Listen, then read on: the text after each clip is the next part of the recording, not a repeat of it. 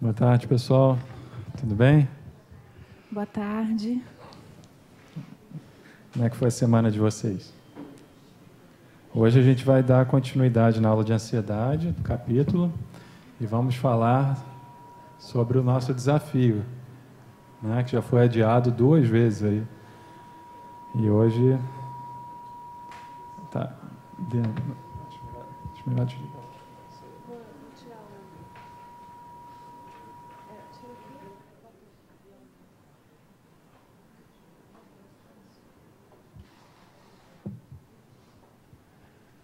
Vocês fizeram o desafio? Quem é que fez? Você fez. Bacana, fez também.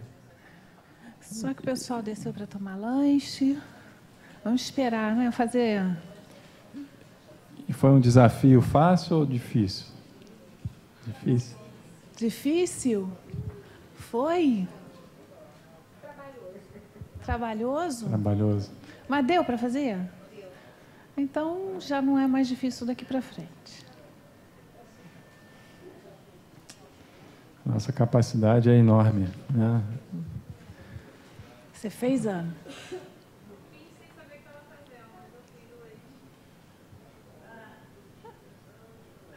Você fez o do leite?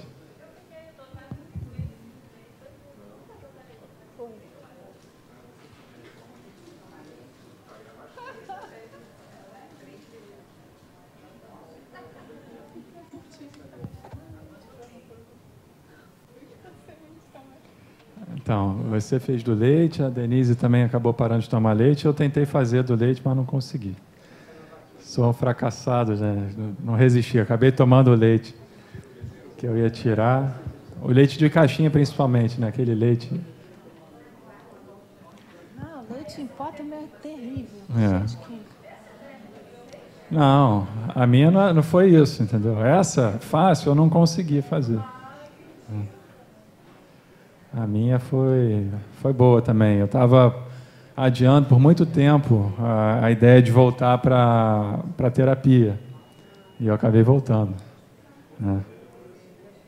Também eu falei, quando virar o ano eu vou fazer. Sabe aquelas promessas de Réveillon e tal?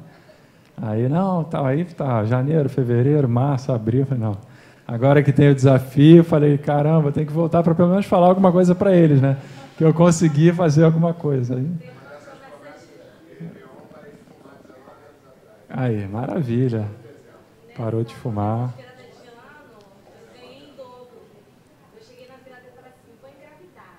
Opa. Ah, não, Gêmeos, você não tá ganhou vendo? em dobro. Você ganhou em quádruplo. Porque os teus gêmeos são alguma coisa assim do outro mundo. Valem por 2 cada um. Porque, gente, os filhos dela, eu tenho que falar. Sabe aquela criança que quando você olha, você não consegue tirar o olho e você precisa pegar, precisa beijar, porque é alguma coisa assim, fala, meu Deus, eu preciso tocar, porque é lindo demais. A filha dela é um encanto, é uma boneca. Nossa, não é? Quem conhece? É uma coisa assim, está em capa de tudo quanto é revista. Todo mundo para. Não, gente, olha só, eu não estou exagerando, tá? Eu não estou exagerando porque ela está aqui, não. Se você vê na evangelização, ela não consegue sair do salão. É todo mundo para. É uma coisa assim...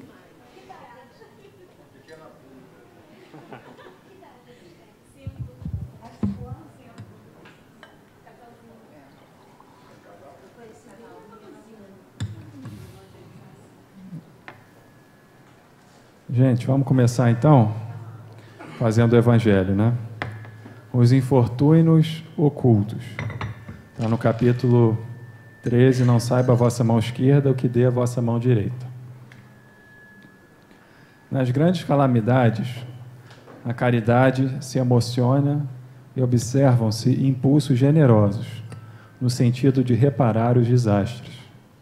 Mas, a par desses desastres gerais, há milhares de desastres particulares que passam despercebidos. Os dos que jazem sobre um grábato sem se queixarem. Esses infortúnios discretos e ocultos são os que a verdadeira generosidade sabe descobrir, sem esperar que peçam assistência. Quem é esta mulher de ar distinto, de traje tão simples, embora bem cuidado, e que traz em sua companhia uma mocinha tão modestamente vestida? Entra numa casa de sórdida aparência, onde sem dúvida é conhecida, pois que a entrada a saúdam respeitosamente. Aonde vai ela? Sobe até a mansarda, onde jaz uma mãe de família cercada de crianças. A sua chegada refugia a alegria naqueles rostos emagrecidos. É que ela vai acalmar ali todas as dores, traz o de que necessitam, condimentado de meigas e consoladoras palavras, que fazem que os seus protegidos, que não são profissionais da mendicância, aceitem o benefício sem corar. O pai está no hospital, e enquanto lá permanece, a mãe não consegue, com o seu trabalho, prover as necessidades da família.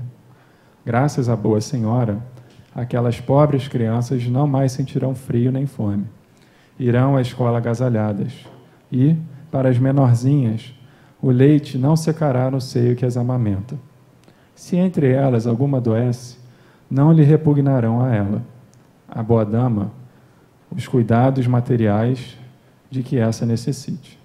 Dali, vai ao hospital levar ao pai algum reconforto e tranquilizá-lo sobre a sorte da família. No canto da rua, uma carruagem à espera, verdadeiro armazém de tudo que destina aos seus protegidos, que todos lhe recebem sucessivamente à vista. Não lhe pergunta qual a crença que professam, nem quais suas opiniões, pois considera como seus irmãos e filhos de Deus todos os homens. Terminado o seu giro, diz de si para consigo mesmo: comecei bem o meu dia. Qual o seu nome? Onde mora? Ninguém o sabe. Para os infelizes, é um nome que nada indica, mas é o anjo da consolação. À noite, um concerto de bênçãos se eleva em seu favor ao Pai Celestial. Católicos, judeus, protestantes, todos a bendizem.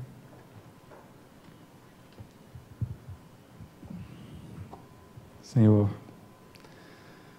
que nós possamos elevar os nossos pensamentos a Ti, ouvir a Tua voz, sentir a Tua presença, o Teu alento, a Tua inspiração, que sempre nos ampara, nos apresenta os caminhos e nos dá, nesta casa, a oportunidade de servir a Deus, servindo ao Cristo.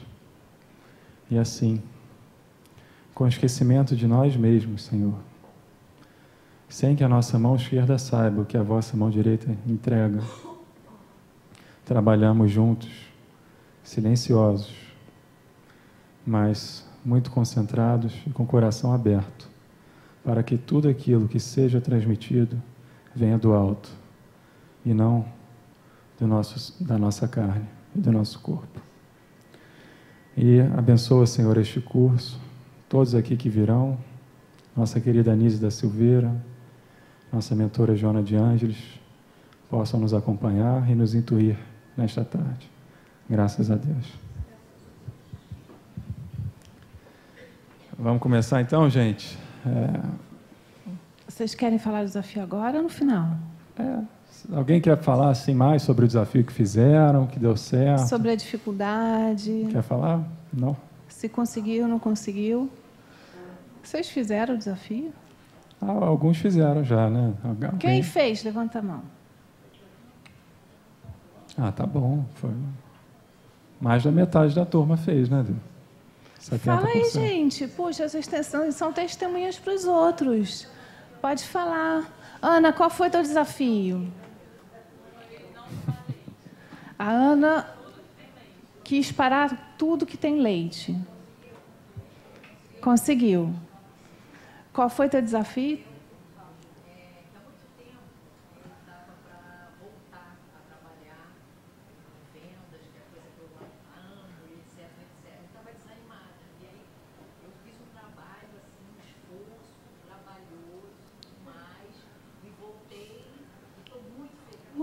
que bacana! Maravilha. Então, para quem está em casa, ela queria voltar a trabalhar com vendas, né? Há muito tempo ela queria, nunca voltava, não é isso? E aí ela fez um esforço muito grande para conseguir voltar, voltou e está super feliz, né? Mais alguém? O meu vocês sabem, pelo amor de Deus. Se vocês não souberem o meu, eu vou ficar triste. Tá, vou contar o meu. Eu vou explicar por que eu escolhi esse sacrifício, né? O meu marido é ligado no 220. Ele acorda às 5 da manhã, ele vai até Santa Cruz de bicicleta, vai até São Conrado, volta, depois de tarde, depois de trabalhar, ele vai fazer kitesurf na praia, e é 10 anos mais velho que eu. E eu estava com dificuldade de subir a escada do Seja. Eu falei, gente, dói tudo, dói o joelho, dói a coluna. E eu chego lá em cima sem ar, né? Está acontecendo alguma coisa. Eu falei, o que está acontecendo? Aí eu olhei para as roupas, né? Nada cabia. Aí eu vi que eu tinha engordado bastante. E estava sentindo o peso disso. Aí eu botei 2 meses, eu cheguei 1 mês e meio, eu perdi 10 quilos em 1 mês e meio. Aí eu comecei a sentir uma facilidade incrível, porque se vocês pensarem, sabe, vocês que estão acostumados a doar alimento para a cesta básica, aqueles 2 sacos de arroz de 5 quilos, pega 2 e caminha com 2 até o final, volta. É a hora que eu carregava para cima e para baixo. Olha a diferença que faz, para a saúde mesmo, né? Fora o plus que vem, que você fica sentindo melhor. Então, eu tive que parar no meio do caminho, porque eu peguei uma pneumonia. Estou ainda com pneumonia, mas aí eu tive que reforçar um pouco a alimentação, né? Mas consegui manter os 10, porque eu queria mais uns 3 depois. Mas aí eu estou satisfeita com o meu desafio. E eu achava que não, que pela idade era muito difícil, eu consegui emagrecer daquele jeito que eu queria, tá? E fui protelando. Aí eu falei, não, eu tenho que fazer alguma coisa que vai me trazer um benefício. E escolhi uma coisa difícil, porque eu botei 10. Eu não botei 5, eu botei 10. Tem que ser 10 em tal tempo. E aí eu fiz todas as minhas regras, botei, disciplinei e tal, e consegui. E aí eu vi que difícil está na cabeça da gente. Está bem na cabeça da gente. Aí o meu marido olhou e falou, não, eu vou perder também. Aí ele, em 1 mês, perdeu mais 10. Aí eu falei, isso não vale. Não vale. Mas a gente começa a entender que está mesmo na nossa cabeça. Olha a diferença de desafios, né? Trabalho, saúde, preocupação com os seres, né? Porque não é porque ela não gosta de leite, né, Ana? É porque ela está querendo minimizar o sofrimento de outros seres. Então, parte moral. Então, olha só, gente. Do que a gente pensa que a gente não é capaz? Não tem. A gente é que vai se colocando numa posição muito complicada. A gente é que se limita, fecha os nossos caminhos, a gente fecha os caminhos. Eu usei uma linguagem que é a mais usada quando as pessoas vão no atendimento fraterno, né, Laurinha? As pessoas chegam no atendimento fraterno assim, olha, tudo parou, meus caminhos estão todos fechados. Aí eu falo assim, os caminhos fecharam? Todos, nada dá certo. Então, vamos ver por que não dá certo. Porque, assim, se alguém consegue ir lá, vencer uma barreira, se esforçar, mesmo numa crise, para voltar a trabalhar, consegue vender e ficar super feliz com o trabalho que está produzindo, na crise que a gente está vivendo, o problema é a crise ou o problema é a gente? Tem gente que está bem? Tem gente que está bem. Por quê? É sorte? É predestinado? O que é? Quais são a conjunção dos fatores? Ela falou se preparou. Eu posso entender que eu não sou preparada o suficiente. Então, qual seria o meu desafio? Não é me preparar? Não, uma coisa que leva a outra? Vocês lembram como eu acabei a aula passada, falando do pensamento, que é a nossa força motriz, é o primeiro passo de tudo, começa aqui dentro, que a Denise fez. Ela pensou nisso, não, vou traçar um objetivo, 10 quilos em 2 meses e tal. E ela, depois disso, começou a falar, foi para a ação, foi difícil, se esforçou, se concentrou, e a coisa foi acontecendo. E qual foi o resultado? O destino final foi o fruto, né, colhido. Isso é um pensamento consciente dela. Agora, quantas coisas que a gente acaba pensando, verbalizando, agindo, e que criam hábitos para nós, que lá na frente vão dar um resultado, às vezes, não bom, né? Um resultado que a gente fala que foi uma fatalidade, mas, na verdade, acaba sendo uma construção nossa ao longo do tempo. Então, a gente precisa estar muito atento a isso. Só uma curiosidade, ano passado o Nelson perdeu uns 13 quilos aqui do meu lado, agora a Denise perdeu uns 10. Eu acho que quem quiser emagrecer, ó, ano que vem, se candidata para instrutor aqui, que o negócio funciona. Qual cara. foi o teu desafio? O meu? Eu já falei, cara. Ah, terapia, Eu verdade. voltei para a terapia. Né? Mais alguém quer falar do desafio? Tá precisando. Mais ninguém? Não tem ninguém que teve muita dificuldade e não conseguiu?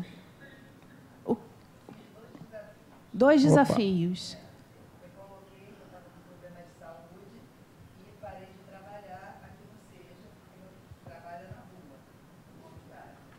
Eu melhorei um pouquinho o feto e estava protelando. Aí eu coloquei que eu iria voltar a fazer as minhas visitas e a minha ginástica. Eu voltei, os dois. Graças a Deus. 2 desafios, Márcia. O outro desafio foi aprender a dizer não. Esse é que está um pouquinho difícil. Esse eu ainda não consigo. Aprender a dizer não. Mas você, porque assim, olha, aprender a dizer não, vamos pensar assim, né? Existe um processo de relação, verdade? E um condicionamento que vem ao longo de muito tempo. Aí, Ana, você me ajuda. A gente, para descondicionar, né? A gente precisa colocar uma força, mas a gente precisa entender também que aquilo precisa ser feito repetidamente até que a gente possa conseguir mudar o comportamento. É isso, Ana? Gradualmente. E aí, o que acontece? Você teve desafio aí que você conseguiu. Esse vai exigir um pouco mais de esforço e você pode, já que você sabe que ele exige um pouco mais de esforço e um descondicionamento, você pode mensurar ele. Você pode começar a observar quantas vezes a mesma situação se repete por dia ou por semana, quantas você conseguiu vencer e quantas você não conseguiu.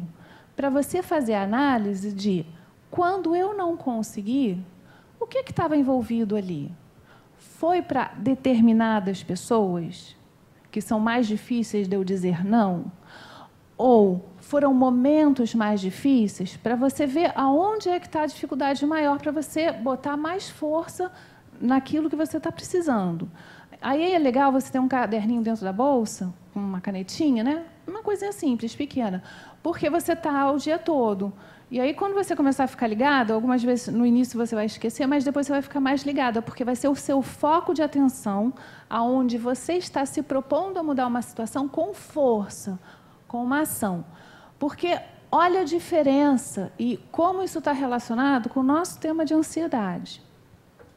A gente gera a ansiedade muito mais porque a gente pensa em fazer e não faz do que fazendo. Porque quando você começa a botar as coisas em ordem, a se disciplinar, você começa a se liberar da ansiedade, porque você está fazendo e está colocando força necessária. Então, a tua energia está indo para a ação e não para o pensar sobre que nunca acontece. Então, você fica lá no futuro, que nunca acontece, e aí você muda a forma de você ver as coisas, de fazer as coisas. Não adianta fazer a mesma coisa querendo resultados diferentes.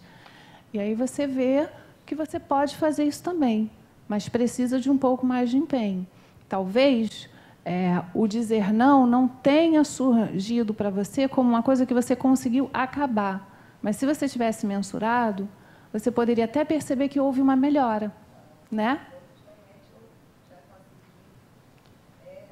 Tentar dizer não. Então, eu acho que eu tenho assim, uma grande chance de conseguir até o final do ano, para alguns casos, já dizer não mesmo, assim, agora. Ótimo. Nem que a gente deixe uma última pessoa para ouvir o não, aquela mais difícil, né? Que toca mais o coração, mas a gente consegue, sim. Filho é fogo.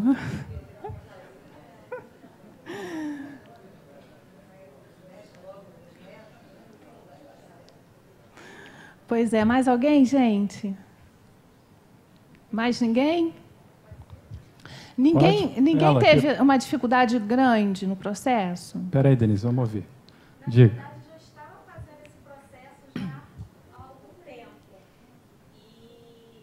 E aí vai ser posto à prova no domingo, Dia das Mães. Opa!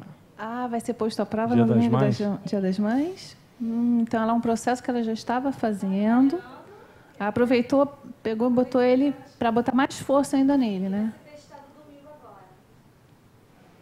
Não me frustrar com as expectativas que eu crio com relação à minha mãe. Então, Muito bom. Muito bacana. Ótimo. Então, olha só. Temos aqui uma outra situação, né? Não me frustrar, né, em relação às expectativas que eu crio em relação ao outro.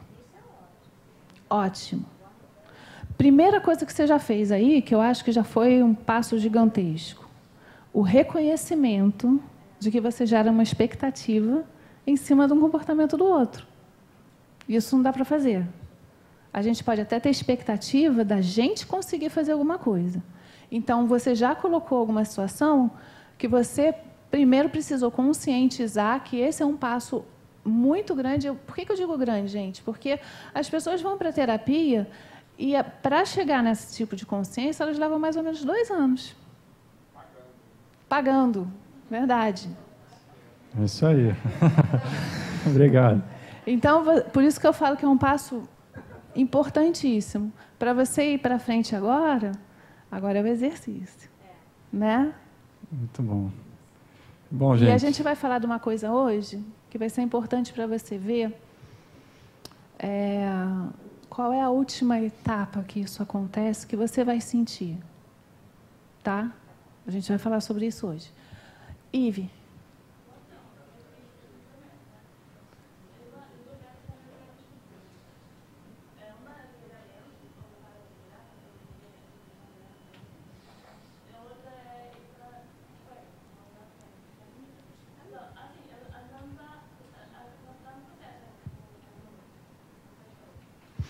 Olha, Ive, esse é um desafio, hein?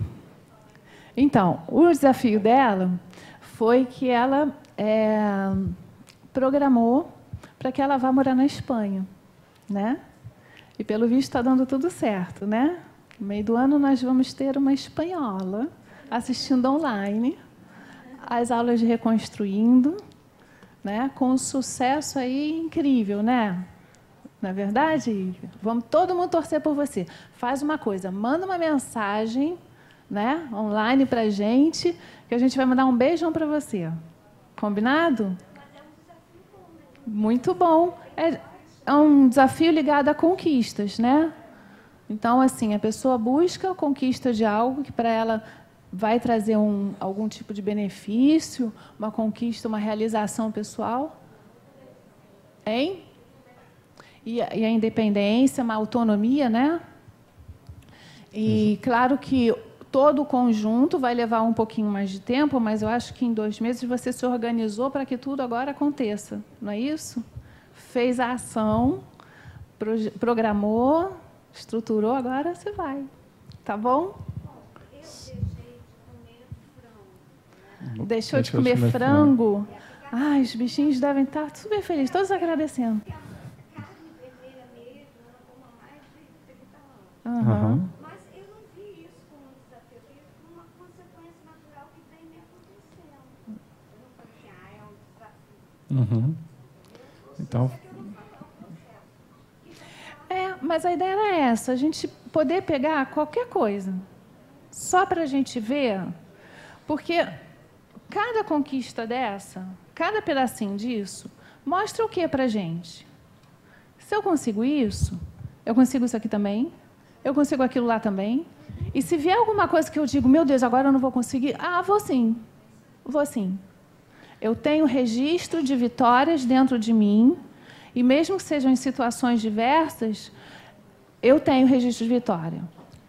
E eu percebi que é através da ação de colocar uma força em cima, colocar minha energia para eu conseguir os meus objetivos. Não é? A coisa mais legal do desafio é a gente ter consciência de que a gente é capaz de realizar coisas e elas dão certo, a gente saborear essas vitórias. Porque a gente, às vezes, esquece de comemorar as coisas boas que acontecem. Quantos desafios que a gente já superou ao longo da nossa vida, a gente não deu tanto valor para eles? Por exemplo, arregaçar as mangas e estudar uma doutrina, ler um livro importante, ir até o final em determinada coisa, fazer uma especialização. A gente, às vezes, coloca as coisas como se fossem obrigações. E a gente está sempre com uma faca atravessada no pescoço, falando, não, tem que ser assim e tal. Mas tem um sabor muito especial quando você conquista, às vezes até tirar uma nota boa numa prova, para quem é estudante, seja o que for, conseguir arrumar aquele armário que você não arrumava nunca, aí você fala, ai, que raiva, eu tenho que arrumar, e você arruma o troço e acabou. Sabe, às vezes, são várias coisas que a gente faz, a gente vai atravessando várias portas que vão se abrindo, mas, às vezes, umazinha dessas portas que fecham, a gente bate com o nariz na porta e fica reclamando dela.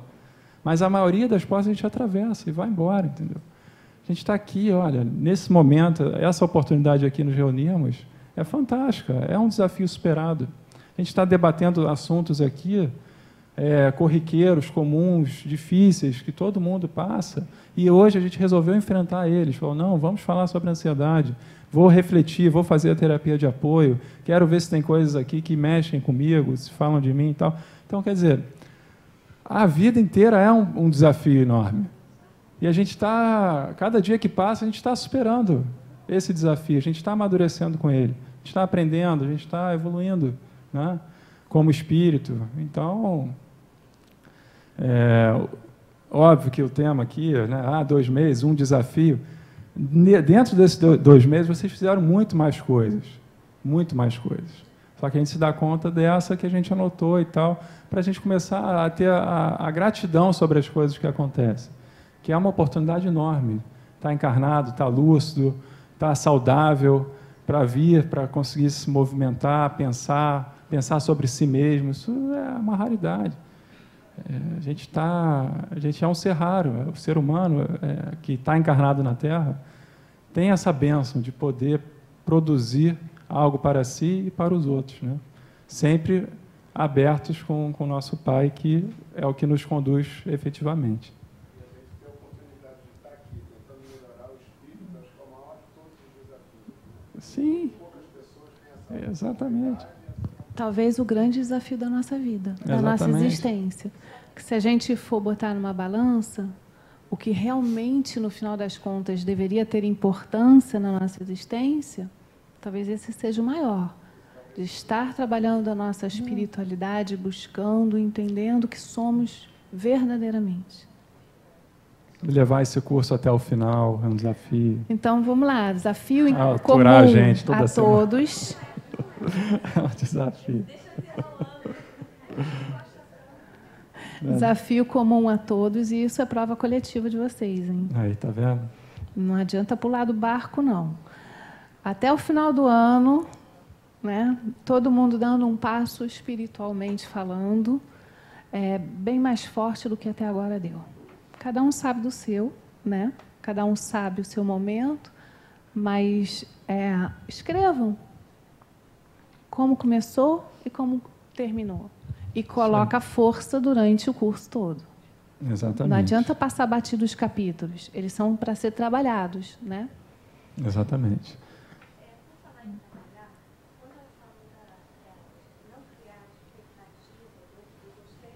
Muito.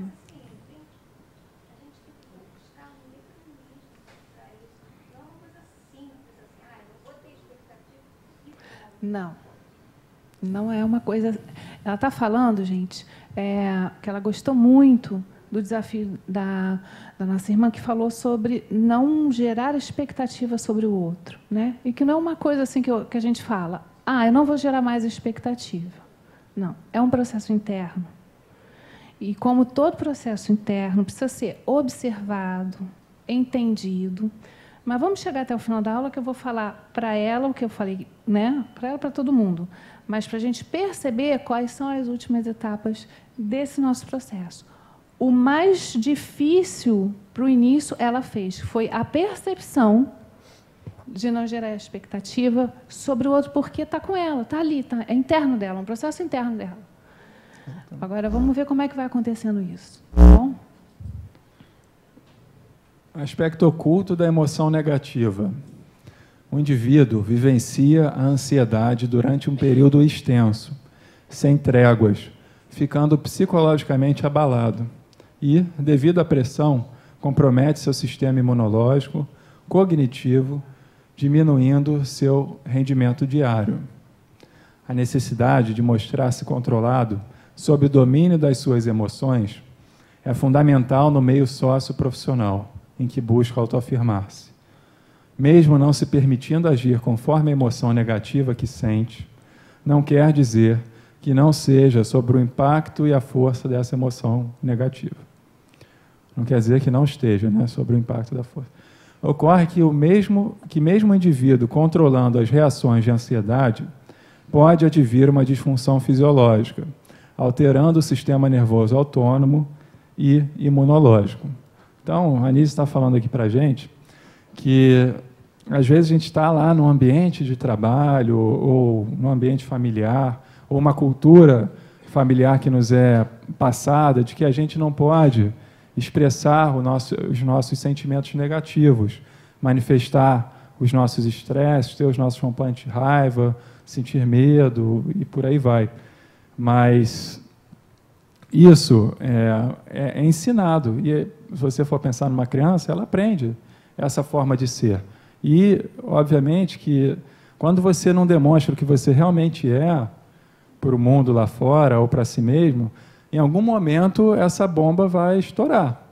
Concorda? Porque a gente tem lá o nosso comportamento para o mundo, né, externo, como eu me comporto, como eu observo as pessoas se comportando.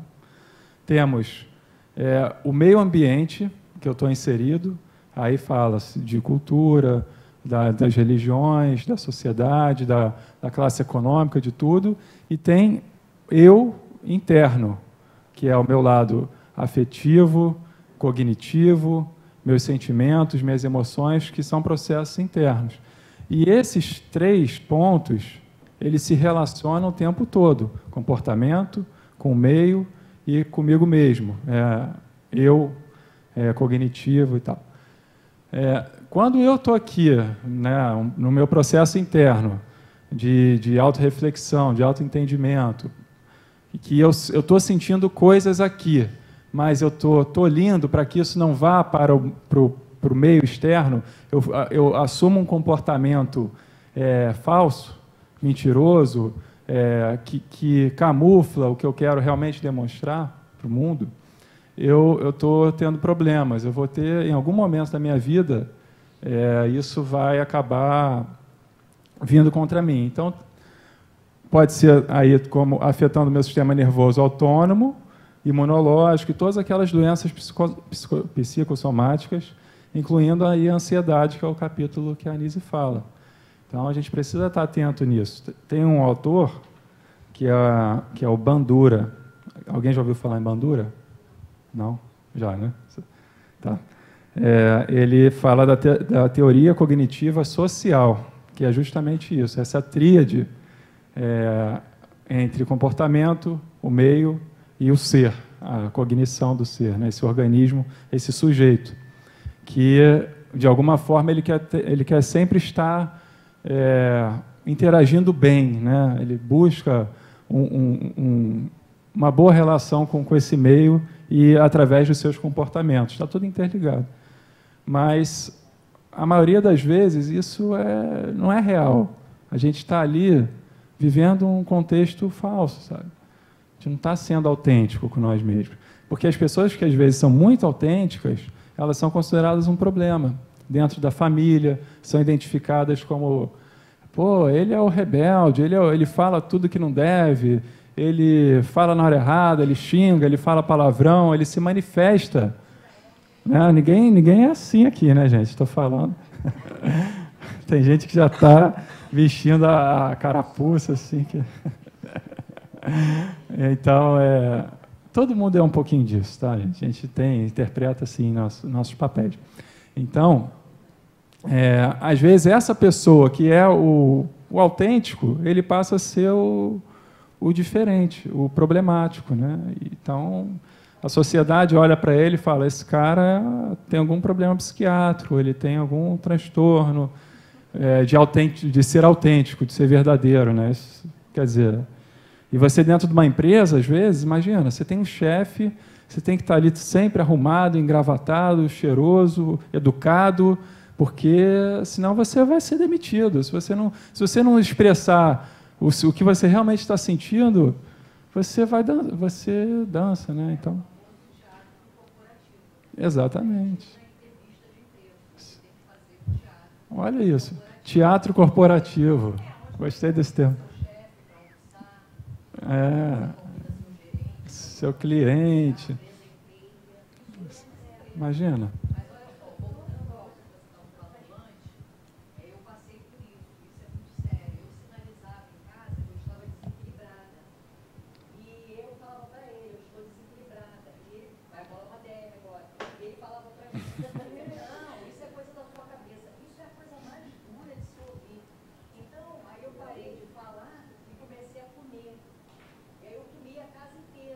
Interessante. Você continuou usando a boca, né? Só que agora para mastigar, não para produzir as palavras. Exatamente. Mais calmo, ele entendeu que realmente eu estava desequilibrada, até porque o meu peso, né? Eu nunca pesei o que eu pesei. Uhum. Então, você vê, falar que está desequilibrado em algum lugar, ou no seio familiar, ou no trabalho, Sim. é muito complicado. Exatamente. Você já é rotulado, né? Então, ela entrou num desequilíbrio por conta do trabalho. O mundo corporativo exige muito da gente, exige uma postura, a gente pouco a pouco vai perdendo a nossa espontaneidade. Ela entrou num certo desequilíbrio, o marido conversou com ela começou a perceber, ela engordou 10 quilos, porque, segundo ela, comeu a casa inteira, né? E aí você vê todo um processo de ansiedade em cima daquilo que você precisa fazer, aparentar ser, mas no fundo não é.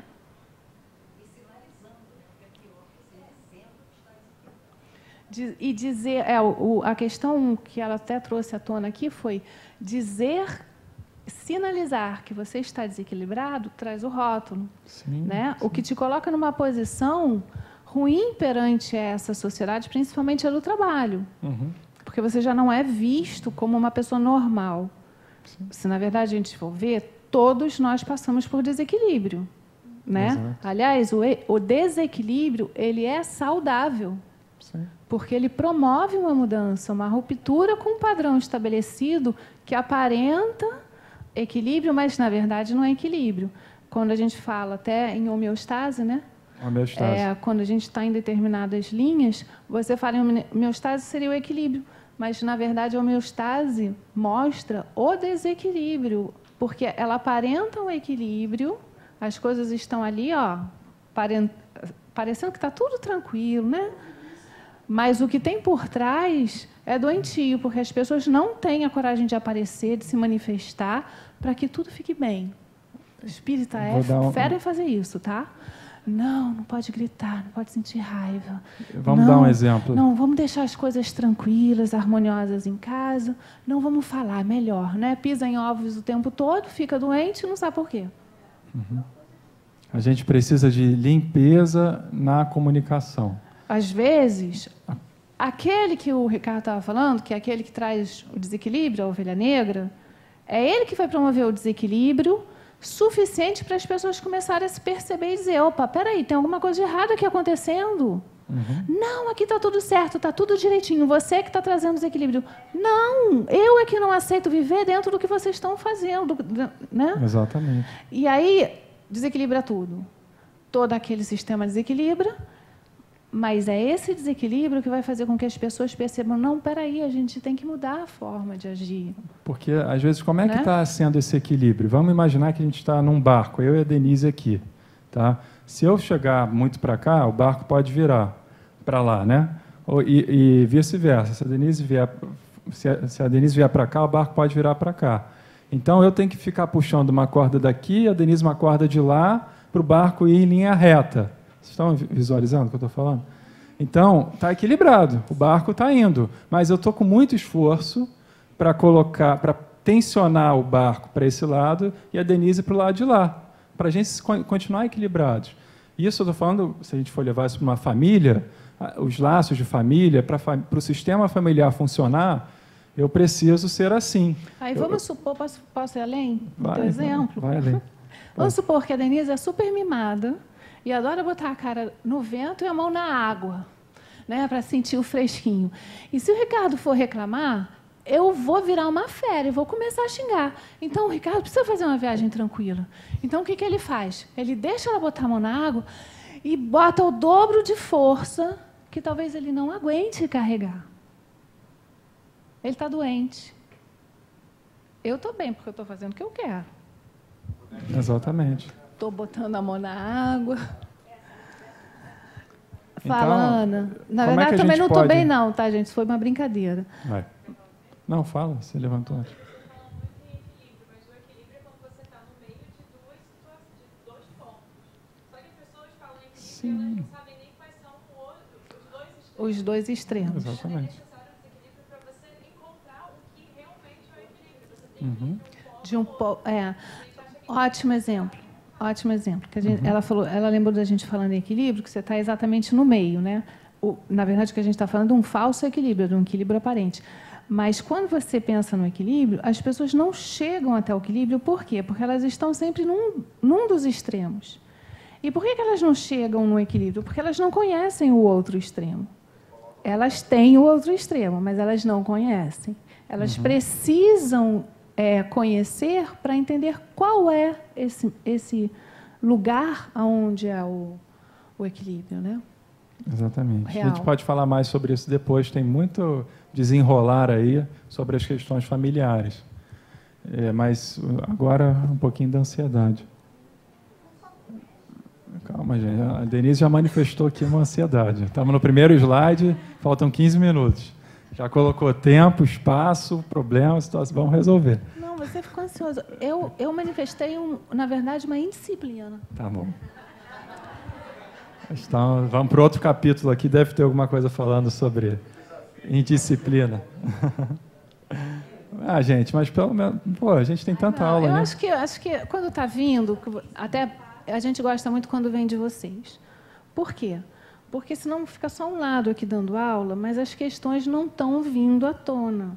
Quando elas começam a vir, vocês vão perceber que um está falando aqui, que tem a mesma coisa lá, que tem a mesma coisa lá, e depois, semana que vem, vai encontrar a mesma situação. Isso é aula, senão vira palestra. Né? Verdade. Pois é, exatamente. no curso é E para a gente isso vai o mesmo, tempo pra todo gente colocar trocar. situações para vocês se projetarem nisso e falar, caramba, também acontece E a isso. gente contemplou uma abordagem, mas a gente não sabe o que está chegando para vocês. É a nossa visão, mas pode ser que vocês estejam trazendo alguma visão da qual a gente, puxa, por esse lado, a gente também precisa olhar, porque está dentro. Então, é sempre muito rico quando vocês contribuem. Palestra às vezes dá sono. Depende mais do palestrante. Bom, gente, olha só. O corpo estará funcionando como um sensor da ansiedade, à medida que aumenta o que... Nossa, peraí. À medida que aumenta o indivíduo... Que aumenta o que o indivíduo vem ocultando, que não estava vendo. O corpo vai somatizando toda a descarga negativa oprimida, podendo eclodir em variados transtornos cardiovasculares, cefaleias, digestivos, dermatológicos e outros. A gente já veio falando disso, né? que vai tudo somatizando ali, no corpo, né?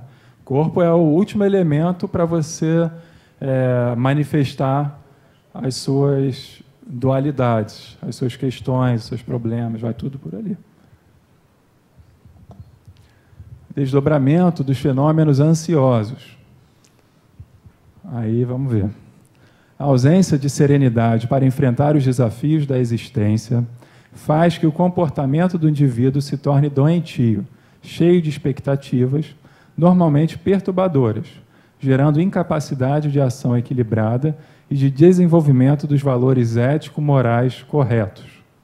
Ao mesmo tempo, avoluma-se na mente uma grande quantidade de ambições, de desejos de execução ou conquistas de coisas simultaneamente, aturdindo, desorientando o paciente, que sempre se transfere de um estado psicológico para outro, muitas vezes alternando também o humor, ora risonho, ora sisudo. A necessidade conflitiva de preencher os minutos com atividades, mesmo que desconexas, diminui-lhe a capacidade de observação, confunde-lhe o pensamento e, quando por motivo imperioso, vê-se obrigado a parar, amolenta-se, deixando de prestar atenção ao que ocorre para escorregar pelo sono no rumo da evasão da realidade. Você vê? Quer falar? Vamos falar de um processo aqui que é muito comum. Vamos se imaginar ansioso, né, querendo fazer coisas, e às vezes a gente não sabe nem o quê. Então a gente vai buscar, né, coisas que preencham aquela coisa que a gente está sentindo incômodo e que está, de alguma forma, fazendo com que a gente movimente alguma energia, né? Porque a ansiedade, ela movimenta uma energia. A gente já viu isso toda na parte de neuro, né, que a gente foi falando, como é que funciona e tal. A gente ainda vai falar um pouquinho disso aqui. Então, a gente está naquele processo ali de ansiedade, mas quando a gente não percebe o que realmente está faltando, a gente busca comida, a gente busca atividade, eu preciso trabalhar, e começa a fazer um monte de coisa, começa a fazer um monte de curso, e não está focado em um objetivo, no máximo 2, que é o que a gente propôs aqui, para a gente botar a nossa energia naquilo. A gente começa a disparar energia para tudo quanto é lado. A ansiedade está fazendo com que a gente tenha energia. Ela está trazendo uma força, e ela traz uma força, quando ela é positiva, é ótimo. Só que quando a gente está sem foco, quando a gente está com esses pensamentos, com as ambições, né, eu preciso de algo, mas eu não identifico o quê. Eu sei que no futuro, o futuro está chegando, eu tenho que fazer alguma coisa, mas eu não sei o quê. Ou eu sei, mas não sei como realizar aquilo. A gente começa a abrir a nossa mente, não pelo lado bom, mas para tudo quanto é lado.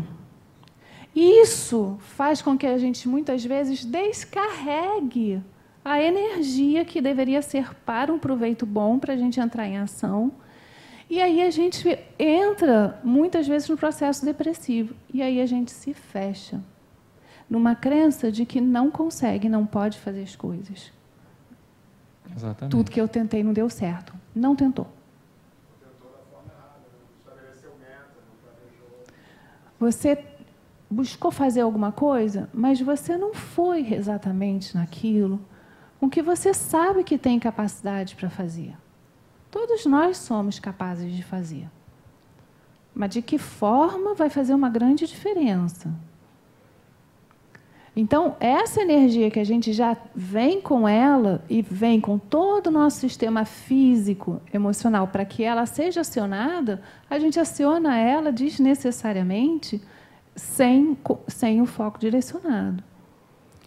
Aonde está a nossa atenção e a nossa intenção, aí está a nossa energia. Então, a recomendação da Casa Espírita, por exemplo, nos dias de passe, né, para quem é médium aqui, onde está a nossa atenção e a nossa intenção no momento do passe? Está totalmente voltada para aquele paciente, para aquela pessoa que está ali recebendo, né? Se você tem um dia disperso, conturbado, desgastante, seja em atividades físicas, ou desgastes emocionais, estresses,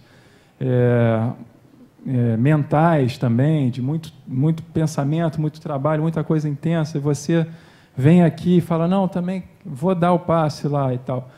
A sua energia foi toda dissipada, você perdeu, teve uma perda grande de energia que poderia ser melhor canalizada no momento H do dia, que é aquele, né? É a transfusão de amor, de energia que você coloca ali. Então, a gente precisa... E tudo é uma forma de ver, tá? Porque, assim, o Ricardo está dando um exemplo super legal, né? Então, assim, a gente tem escolhas na vida, né? Eu posso entender que naquele dia eu não estou bem, que eu estou precisando, e muitas vezes a gente precisa, porque eu não estou, né, focado. Mas eu posso também aproveitar tudo que está acontecendo e a mente bagunçada para dizer assim, se eu vou doar, é hoje que eu tenho que dar o meu melhor. Então, já que eu hoje estou com dificuldade, é hoje que eu vou colocar toda a minha força ali. É onde eu vou tirar de dentro de mim todo o amor que eu puder, porque aquele que está sentado vai receber. E aí, nesse momento, você pega a tua maior dificuldade e transforma no maior bem que você pode ter. Pela vontade, pelo amor que você é capaz de movimentar.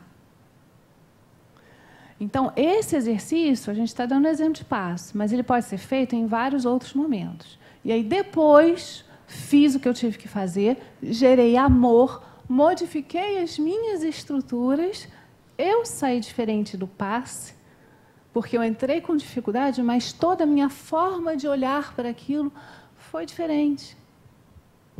Foi diferente. Agora, pode fazer isso a partir de um processo de autoconhecimento, porque eu também posso entender que, naquele momento, eu estou precisando. Então, a nossa autoavaliação vai fazer com que a gente diminua cada vez mais o índice de doença, o índice de desinteresse pela vida, os índices de ansiedade, que vão trazendo mais problemas do que ajudando. Então, essa avaliação é super necessária. E como você enxerga as coisas também faz diferença. A gente tem que buscar sabedoria na nossa vida. A gente tem que buscar sabedoria. Todos nós, e isso Jung fala, porque é um arquétipo muito forte que nós temos um sábio dentro de nós. Mas a gente não acessa. Um sábio. O arquétipo do velho sábio. Um dia a gente fala disso. Mas a gente tem que buscar ele, né? Não dá para ir se atropelando, achando que quem é o sábio é o outro, que a gente vai lá, preciso fazer uma consulta na cartomante, porque ela que é a sábia. Não é. A gente que é. Quem é a gente que sabe da nossa vida? Dá para pegar uma cola de vez em quando, tá? Na sua turbulência comportamental, os indivíduos tornam-se, não raras vezes, exigentes e preconceituosos, agressivos e violentos, desejosos de impor a sua vontade contra a ordem estabelecida ou aquilo que consideram como errado e carente de reparação. Os seus relacionamentos são turbulentos, porque se desejam impor, não admitindo restrições à forma de conduta, nem orientação que os invite a uma mudança de comportamento. Quando são atraídos sexualmente, tornam-se quase sempre passionais, porque supõem que é amor aquilo que experimentam, desejando submeter a outra pessoa aos seus caprichos e exigências, como demonstração de fidelidade. O que, após algum tempo de convivência, torna-se insuportável, em razão das descargas contínuas de epinefrina que respondem por essa necessidade de mudança de conduta, pela instabilidade na relação. Epinefrina é a mesma coisa que adrenalina, que é essa força energética que você precisa, porque a adrenalina é relacionada quando você precisa colocar força, né? Fazer um esforço muito maior do que o normal você consegue. Então, você está vendo? Ela está trazendo essa questão, a gente tem como acionar isso, né? A gente aciona de forma errada nos momentos que não são, ou a gente aciona e canaliza para onde não tem que canalizar. Vocês conhecem alguém assim? Não? Sim? Alguém se enxerga assim? Por exemplo, vou dar um exemplo, né, que eu acho que o exemplo fica sempre mais fácil. Por exemplo, eu sou vegetariano, não como nenhum tipo de animal. Agora, é uma informação que eu tenho, eu cheguei a isso e tal, tenho os meus motivos.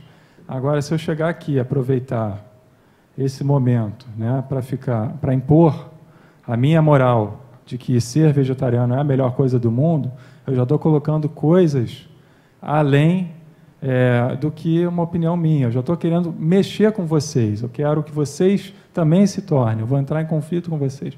Agora, aí já não é mais o vegetarianismo, eu já estou sendo moralista. Então, por exemplo... Personalidade controladora. Calma, capítulo 4, gente, pelo amor de Deus. Vamos chegar lá, ainda estamos na ansiedade. Então, mas se alguém quiser vir conversar comigo sobre o assunto, eu vou colocar as minhas colocações, do meu jeito e tal. Eu não vou ficar, não, se eu sou, vocês têm que ser. Aí você vê se abrir esse leque para vários assuntos. Você pode abrir esse leque para vários assuntos. A consciência que ele desenvolveu, ele não pode impor ao outro. Não posso impor. De fazer a mesma coisa, porque ele pode até impor pela força, pela coação, mas a consciência ele não desenvolveu no outro. Eu posso expressar a minha opinião. Eu tenho esse direito como vocês têm a de vocês. O outro vai fazer porque você é cruel. Exatamente. Exatamente. Mas impor isso... Às vezes acontece o contrário. Também. Você escuta a beça, né? Eu também. É, lógico. Então... Não, tudo bem, sabe? Cara... Se você for pensar nas culturas, o que as pessoas comem por aí e afirmam que aquilo ali é a realidade, eu que sou maluco de comer vaca ou comer frango, você vai brigar com o mundo, quando o problema é seu, é uma questão sua. Para você caminhar, você caminha com seus pés, você não arrasta ninguém com você. E ninguém é muleta para você subir em cima e se aproveitar, sabe? Então, a gente precisa ser maduro, né? Eu tenho o entendimento de que isso é bom para mim, é bom para os animais, eu preservo de alguma forma o sistema, mínimo, mas preservo, e eu fico na minha, entendeu? Ela chama muito atenção para os relacionamentos, nesse caso, porque são muito afetados, e você percebe sempre muitos casais onde você tem uma dessas personalidades de um lado, e aí você vê um sofrimento muito grande do outro lado. Né? Eu até provoquei vocês, ninguém falou nada, eu botei essa imagem, que é o beijo do Clint, né? E ela gera uma polêmicazinha, né? Porque muitas pessoas olham e veem um casal apaixonado. Tá certo? Tá certo?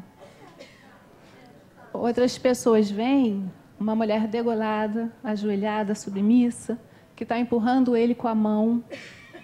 Estão vendo? Ela está aqui com a mão, ó. Ela está aqui com a mão empurrando, tentando tirar a mão dele. Está vendo? A cabeça está caída. Olha o joelho aqui, ó. Né? E ele está... Né? Então, é a forma da gente ver. Às vezes, a gente está no relacionamento com as características que a Nise trouxe, a gente não está percebendo, porque aquilo está sendo trazido como se fosse amor. E não tem amor onde existe dominação, controle, né? Onde existe um querer ter o poder sobre o outro, que é o que ela está chamando a atenção.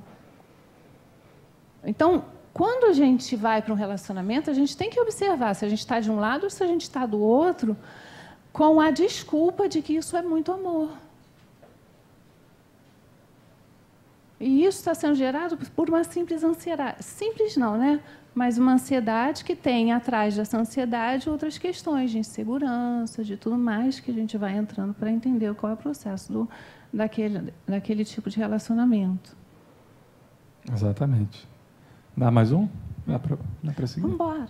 Vamos. Ela ainda não apareceu ali, não. Ela está ali, atrás da pilagem. Está ali, dá para ver. Ela não veio falar com a gente. Ué. Desfilam. Oi, tudo bom? Te amo, Fatinha. Conversa aí com Lana, vai, fala mais com. Desfilam em nossa comunidade social inúmeros indivíduos ansiosos que se negam ao reconhecimento do distúrbio que os atormenta, procurando disfarçar com o álcool, o tabaco, nos quais dizem dispor de um bastão psicológico para apoio e melhor reflexão. Nas drogas aditivas ou no sexo desvairado, insaciável, o que mais lhes complica o quadro de ansiedade emocional. Nossa, gente, quer ler? Estou com algum problema. Vou fazer um exame de vista. É estresse mental. Estou lendo tudo errado, nossa. Onde está? Está ali. Insaciável. O que mais lhes complica o quadro de insanidade emocional. O reconhecimento da situação abre oportunidade para uma terapia de autoajuda, pelo menos ensejando receber de imediato o apoio de um especialista. Então, a gente já identifica, graças a Deus, né, essas compulsões, tudo que nos leva a substâncias que, no fundo, vão fazer muito mal para a gente e só vai piorar o quadro, não tem nada que melhore. Ele dá uma melhora imediata, mais cara, e depois ele traz uma piora considerável, até que a gente chegue num nível que a gente precisa uma internação, uma coisa mais assim. E chega mesmo, tá? E chega mesmo, porque tudo que começa, né, sem muita consciência, vou fazendo, não estou me conscientizando, estou tampando buraco aqui, estou tampando buraco aqui, estou aliviando uma situação aqui, vai dar ruim lá no final. Então, o que é que hoje a gente está percebendo, que são as nossas bengalas, que a gente tem que olhar agora, antes que ela traga um problema muito maior. E quem é que está do nosso lado da gente que usa muita bengala? Será que a gente tem um papel nessa história? A gente pode pensar também, não pode? Por que quem está do lado da gente está usando tanta bengala? Será que a gente se vê dentro de uma relação dessa forma? A gente sempre olha para o outro como se o outro estivesse só fazendo errado. Será que a gente não tem uma participação também nisso? Mudar significa realmente mudar. A gente não muda o outro, muda a gente. Mas se a gente sabe que quando a gente muda, isso tem um impacto no outro, a gente pode pensar nisso também, né?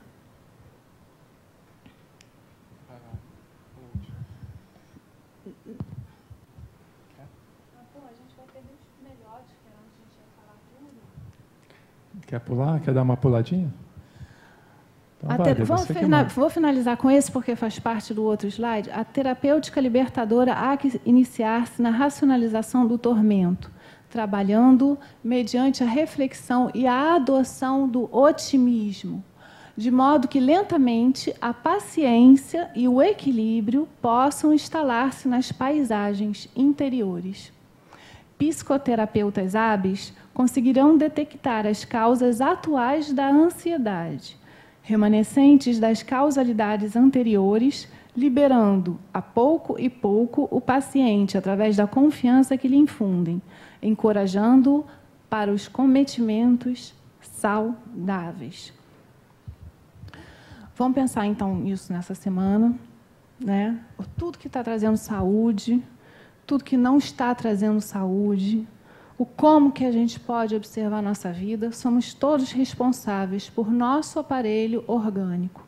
Se alguma coisa está dando tilt, está acendendo uma luzinha vermelha, está trazendo uma doencinha, está trazendo alguma coisa, está sinalizando alguma coisa. Está sinalizando alguma coisa. Precisamos olhar com cuidado e com vontade de transformar. A gente não transforma com palavras, a gente transforma com ações. Com exemplos, são ótimos também para que a gente possa auxiliar os outros, né? Porque a gente sabe que se a gente vai conseguindo, a gente também vai demonstrando para os outros. Por isso que eu pedi para vocês darem os exemplos de vocês, para que a gente possa demonstrar. É possível. Com terapia, ótimo. Mas, olha só, todo esse equilíbrio, toda a serenidade, a gente vai buscar dentro da gente e a gente vai mudando essa paisagem. Mas é preciso que haja otimismo, uma visão da vida positiva, um olhar carinhoso para aquilo que Deus nos deu, com muito carinho, com muito amor. E a gente tem que olhar para isso como uma preciosidade, como um presente grande. Então, o que a gente está fazendo com a nossa existência? E, neste momento, com o nosso corpo, que é um instrumento para que a gente possa cumprir as nossas missões, as nossas tarefas que nos foram designadas, ou nós mesmos planejamos para cumprir na Terra. Estamos fazendo o quê? Abreviando o tempo? A gente deu 2 meses para o desafio e a gente estendeu 2 semanas. Se a gente quiser o nosso tempo estendido, primeiro temos que trabalhar muito no bem para ganhar um tempinho extra e não abreviar a nossa existência através de hábitos que não são saudáveis, pensamentos e formas de se relacionar doentias. Para que a gente possa alongar o nosso tempo e ter mais chance de cumprir o nosso maior desafio, que é o de viver. Vamos terminar por aqui, gente. Senhor Jesus, lhe agradecemos a oportunidade bendita de aqui estarmos, sequiosos por esse contato contigo, por sentir a tua presença plena junto de nós, ansiosos que somos, Senhor, pela tua graça, pelo teu reino, pela tua bem-aventurança, pela oportunidade de caminharmos juntos na luz e pelo caminho que tu preparaste, pois tu és a verdade, a vida. E nós, Senhor, que nos entregamos a ti, aproveitamos cada momento desta encarnação para servir, servindo a Deus, servindo aos homens. Graças a Deus. Já que a gente terminar a aula, ninguém pode faltar semana que vem, viu? Boa semana a todos. Boa semana.